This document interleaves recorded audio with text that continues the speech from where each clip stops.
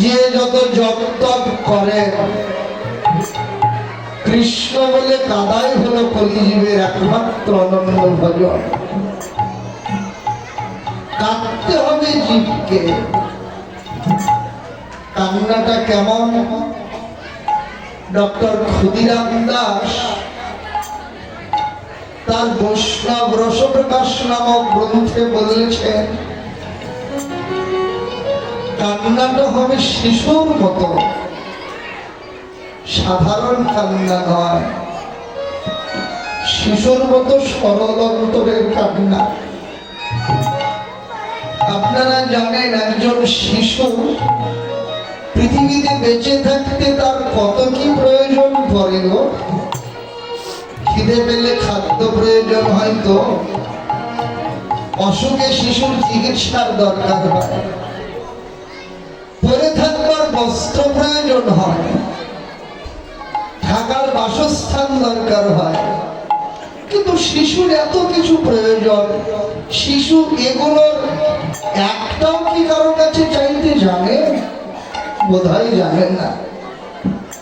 কিন্তু শিশু চাইতে জানে না ঠিকই, শিশুর এগুলোর একটার অভাবও তো তার জীবনে থাকে না।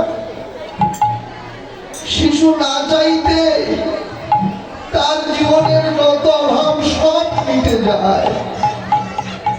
তাহলে শিশু চাইতে জানে না, জানে কি যা দিয়ে শিশুর সব অভাব মেটে?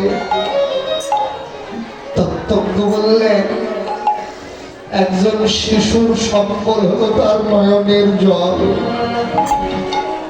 শিশু শুধু জানে মা মা বলে ব্যাকুল হয়ে কাঁদতে, একমাত্র কান্না ছাড়া শিশু কিছু জানে না।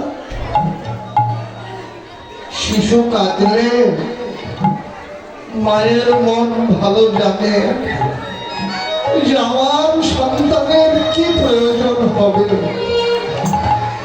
ডক্টর ক্ষুদিরাম দাস বলেছেন যে মা যেমন সন্তান বৎসল, সুখময় ভগবান হলেন তেমনি ভক্ত বৎসল। শিশু কাঁদলে যেমন মায়ের অন্তর ভালো জানে যে আমার সন্তানের কি প্রয়োজন হবে, তেমনি ভক্ত যদি কাঁদেন ভগবান তখন ভালো জানেন যে আমার ভক্তের এখন কি প্রয়োজন হবে। সুখের জন্য ভক্তের চিন্তা করতে হয় না, দুঃখকে জীবন থেকে দূর করার জন্য ভক্তকে কষ্ট করতে হয় না। শুধু প্রয়োজন কান্না। শিশু সরল চিত্তে বিমল অন্তঃকরণে অন্তরের যত হিংসা, নিন্দা, কুটি নাটি, পরশ্রী কাতরতা, পরের ভালো দেখলে অন্তরে হিংসায় জ্বলে পুড়ে মরা, এইসব কিছু অন্তর থেকে দূর করে দিয়ে শিশুর মতো সরল অন্তঃকরণে যদি কেউ একবার হা কৃষ্ণ হা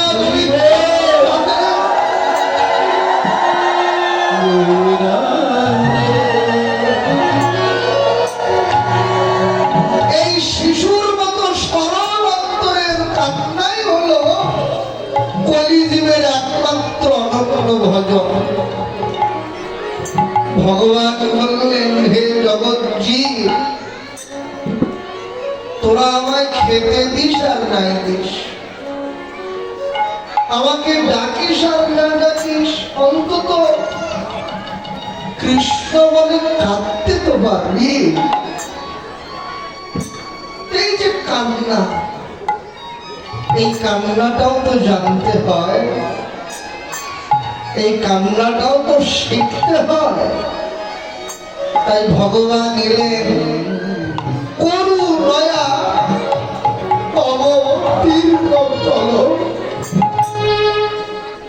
করুণার হলো মূর্তিতে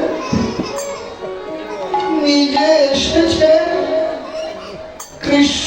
বলে কেঁদে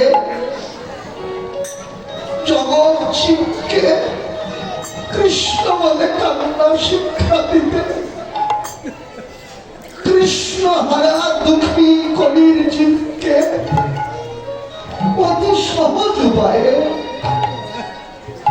বিনা কষ্টে কৃষ্ণ ধাম পাইয়ে দিতে ভগবান এলেন করুণার মদতিতে।